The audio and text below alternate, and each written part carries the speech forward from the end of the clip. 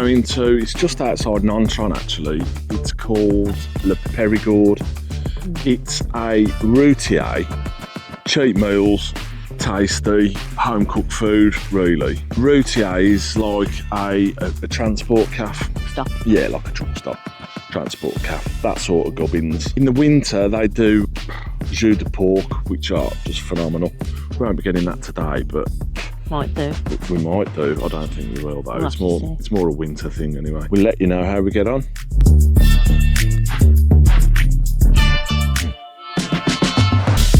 Today we're in Saint Martial de Valette. However, at the moment we're not in Saint Martial de Valette.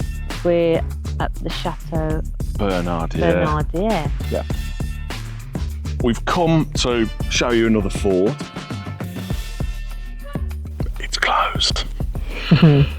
So I had to get the drone out and just have a look at it. We don't know much about it. We went to see another chateau and we were just gonna really take a look at it from the road because it's a private property. We couldn't even see it. It was kind of restored in the 16th century or something. Anyway, big wall around it. Couldn't see it.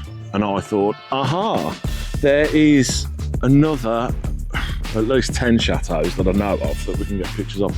So I've just quickly done this Château Bernadière, and yeah, here it is.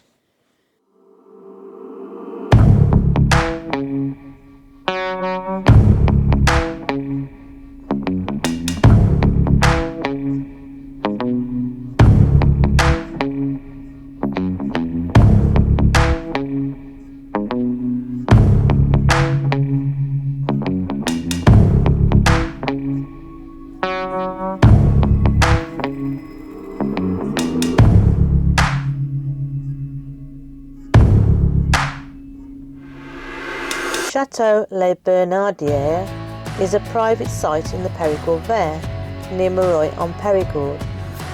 The current owners open the doors of their estate to you during fascinating guided tours, where they reveal the secrets of this medieval building and in particular its tunnels. The building juxtaposes parts from feudal times to elements of the late 17th century. Castellani, or Castellani, from 1253, its towers housed during the reign of King Louis XII, Antoine Dauphin, better known as Barbarossa, Pasha of Algiers and Admiral of the Turkish fleet. This seigneurial residence is filled with the local history of forges in northern Périgord, since many munitions for the King's Navy were manufactured here.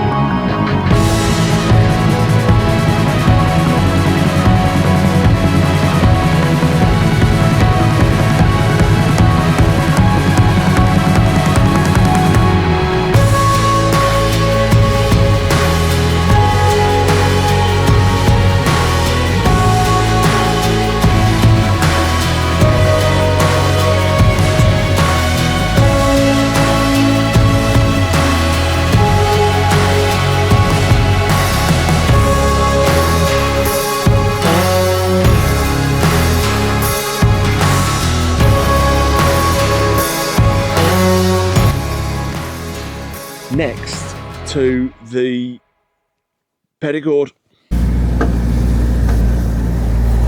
Nice little place here where the little river is. You can hear me? I don't think you can see the sign.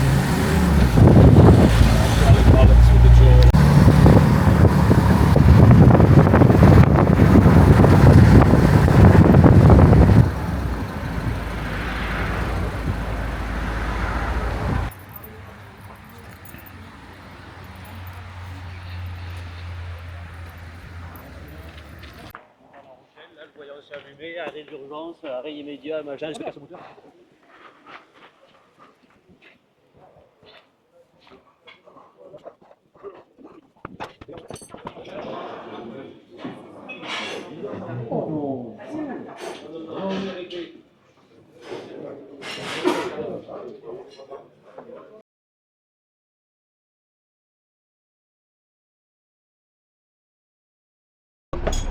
Et voici. Super, merci. De rien.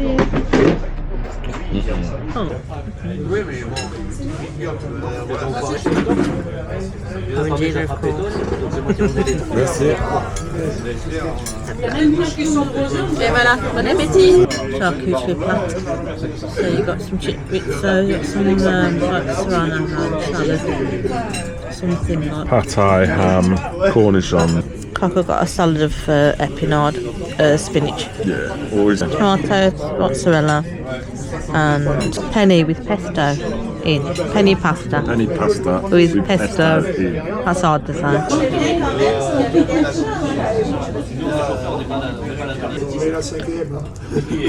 can get it settled dead quickly, can't I?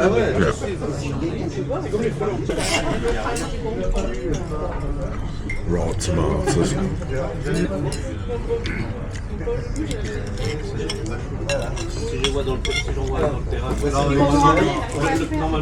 it videoing? It is. That's mine. Is it faux filet?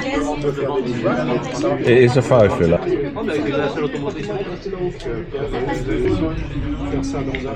Trying to do it all. Posh and that. Yes. Me too. It's not normally here, I think.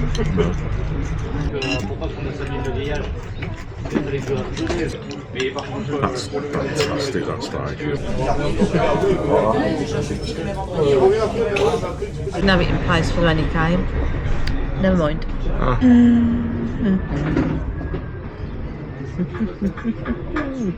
Louisa's got the same man. So it looks like it is Plum. plum. Right then, let's give it a go. Hopefully it's something we had in Holland. Ah, cockly cumly crock. Cockly crumbly crock. Yeah.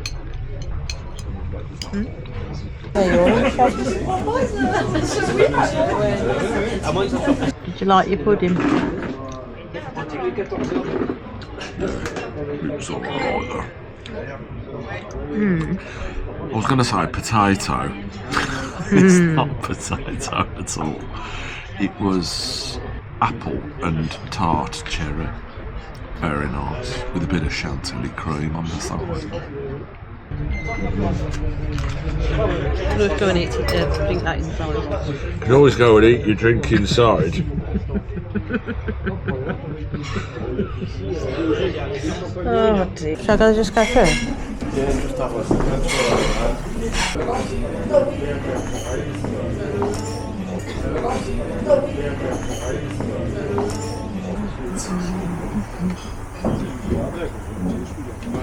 $42.40. Huh? $42.40. Aye. Right. And the coffee you had was $1.40. So that was the Le Périgord restaurant.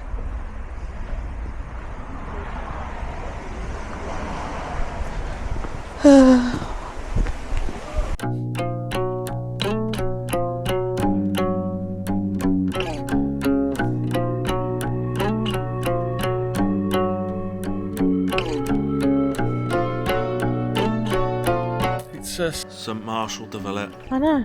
And Saint Martial de Valette is down there. So what's the name of this place? I don't know. We'll find out. Some sort of watchtower, isn't it?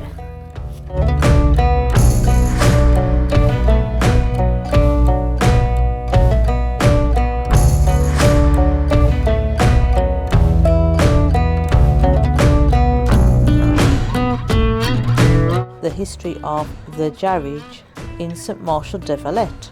On the southwest horizon of Nontron, we can still see the remains of an old square tower at the top of one of the hills, overlooking the village of Saint Martial de Valette. Next to and at the foot of this tower there was about 50 years ago a stone vault. This vault was demolished, but the tower, built in large blocks, still exists, and about 2 metres above the level of the old vault there is a small round arched door through which the first steps of a staircase can be seen. Some may say there are the remains of a rural chapel whose vault covered the nave, for which the tower served as a bell tower. Archaeologists recognised a signal tower, others the remains of a military camp. The last one said at an archaeological congress held in Périgord in 1858 that it was a seigneurial cellar with a guard tower too small for any other purpose. This last assessment, although the closest to reality, was nonetheless erroneous, because it was here the simple construction of a noble lair serving as residence for the lord of the fief of La Jarrige. In 1539, the tower and buildings of La Jarrige lair were in good condition and could be used as a dwelling.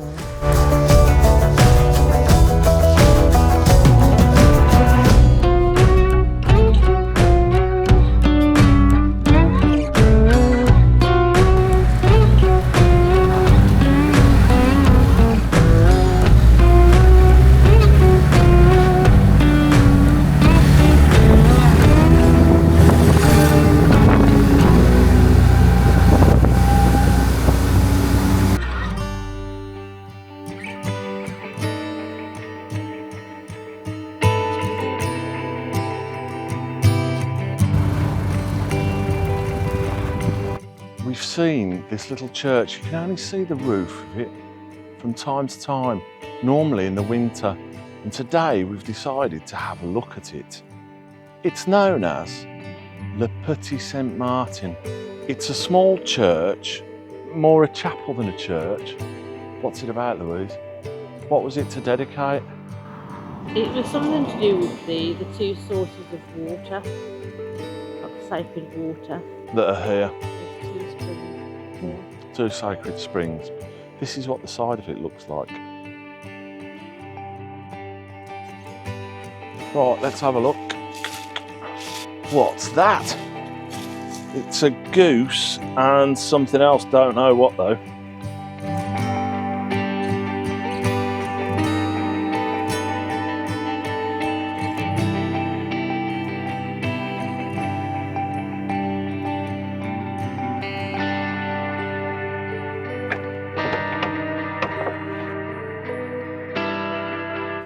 Chapel of Little Saint Martin. Towards the end of the 12th century, the Chapel of Petit Saint Martin consisted of a simple rectangular construction, which only included a wide nave and a small, slightly narrower sanctuary.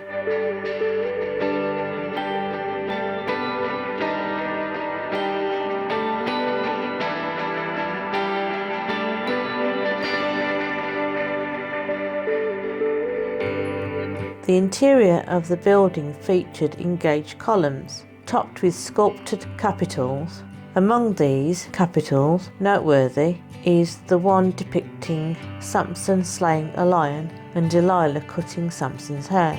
Another depicts the scene of the presentation at the temple.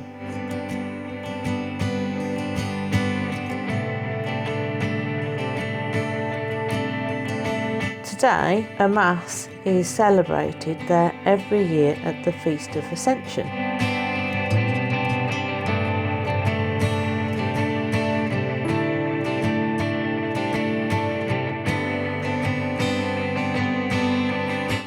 Below the chapel, on the right as you go down towards the Bernardie River, a devotional fountain is used to cure some diseases.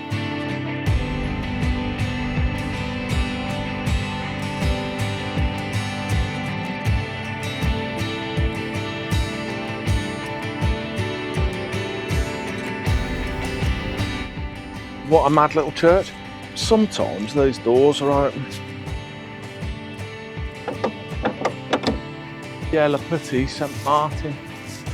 Nice little church. It'd be nice to go in, but hey ho, what you got? Be interesting to find out where the fountains are. Le Périgord, Saint Martial de Valette. Those knees. For a lunchtime menu du jour. What did you have? Well, obviously I had orangina, duh. And for my starter, I had penny pasta with pesto and mozzarella cheese, which was lovely. Should we do starters first?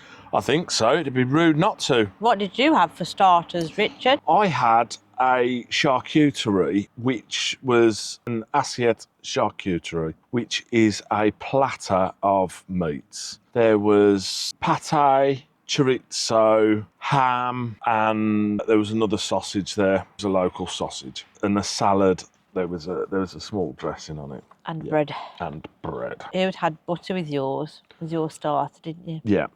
I didn't. No, not allowed butter, Louise. They always put butter with the charcuterie, don't they? Yeah. What did you have for your main course, Louise? I had duck bruschette, like a kebab on a stick, and chips. Mm-hmm. It was really nice. It was like it had been marinated, and the flavours were lovely. It was cooked beautifully. It was really nice. I enjoyed it. What did you have, Richard? Well, I had A lot of traffic. I had steak and chips. It was a faux filet, but I don't think it was. It was more like an entrecôte, but not a massive entrecôte. It was a thin cut entrecôte. Was it enough though? I don't think it was a faux filet, but the entrecôte is a more expensive piece of meat than the faux filet. It was cooked perfectly. The chips were frozen chips, but not bothered. They did cook them though, didn't they? Yeah, they were well cooked. They They did cook them. They didn't give them to you They frozen. weren't actually frozen. Here you go, have a go on that. Yeah, that's a bit hard, isn't it? Yeah, it was all really good. What did you have for your pudding, Louise? Ooh, it was an apple and cherry crumble with a pastry base and chantilly cream. That was lovely too, because it wasn't too sweet. What did you have for your dessert, Richard? Well, I'd have thought you'd have known, because I had the same as you. You silly person. I didn't have a coffee. No. No. What else did you have, Louise? Nothing. Right. What else did you have, Richard? I had a coffee. Ooh, something just flew in my ear. Oh dear. That's the lorry's come along here, isn't there? That's called a tractor, that is. And he's carrying probably about 5 cube of shit. The Périgord, I think, is fantastic. They keep it spotless. Now, look at it for what it is as well. It's an old routier, which is basically, it's a transport cafe. It kind of reminds me of an old refectory. It's got its charms, it's got its faults. But I'll tell you what, for the money, the meals there, if you have a look at the car park, it was heaving. What is it? £16.90 for 3 courses. €17 for 3 courses is And I'm full. insane. You're full? Yeah, really good. Not over the top full. No, It's a really nice quantity, isn't it? they do a fantastic job. I think that the meat's good quality. Yeah, there. the meat's really good quality in there. €17, 3 courses, yeah. 3 courses. Yeah, I'm looking forward to all the slow cooked meat in nice sauces like the. Is it like a coq au vin type thing? It's Yeah, pintard and all that. yeah, pintard and all Yeah. that. But honestly, fantastic. Really good value. It's clean. It's a bit worn in places, but it's probably been there 150, 200 years or something. Yeah. But It's it's real, isn't it? It's just real rural France. isn't it? real rural France. Good Yeah. food. It's really a workers' restaurant. What would you score it? I'd give it a solid 9, every day of the week. I think I would actually. Yeah. It's just, What would you score it down on? Just the chips? Because they're not fresh. They're not, but I can hand see cut. why they do it. If they, I think there's 2 of them in the kitchen, head and sous chef, and they churn the meals out quickly, and it is what it is, and you've got to give them a 9 all day long. Would you recommend it and would you go back? Well, I'd definitely go back. If I'm honest, it's one of my favourite restaurants. For the money, speed, you're done in an hour and a half. Really good quality. 9 all day long. It's just a 9. It's just got to be a 9. We've actually recommended it to a lot of people anyway, haven't we? Yeah, I'd definitely recommend it. If you're going to go, book, because I'm going to say this as well about every restaurant really. Make sure you book. You'd have been disappointed. It was that full today. I think there was one table free. You'd have been disappointed if you'd have turned up and not done it. The old forms of technology, telephone, pigeon, and snail mail. You know, telephone's always best with these restaurants. Yeah, definitely. I've emailed, I've sent messages on Facebook before, and sometimes they answer, sometimes they don't. Yeah, mostly they don't. Most of the don't. The beer I had said that it was left. If you know any good restaurants in France generally, can you put them in the comments? And we'll go through. We're going to make a database, and that will give us a list of restaurants that we can go to. We will munch through them and review them. If you enjoyed this video, give a thumbs up and like, subscribe, and ding the notification bell. Thanks for watching. And we will see you in the next video. Bye. Bye. Bye. Bye. Look forward to seeing you next time. Yes, bye. Bye. Bye. Wingo. Wingo bings. Have a look at this video up there. Or that one over there. There. Like that. Right, that's it, isn't it? Yes. Let the sunset glow, carry us home.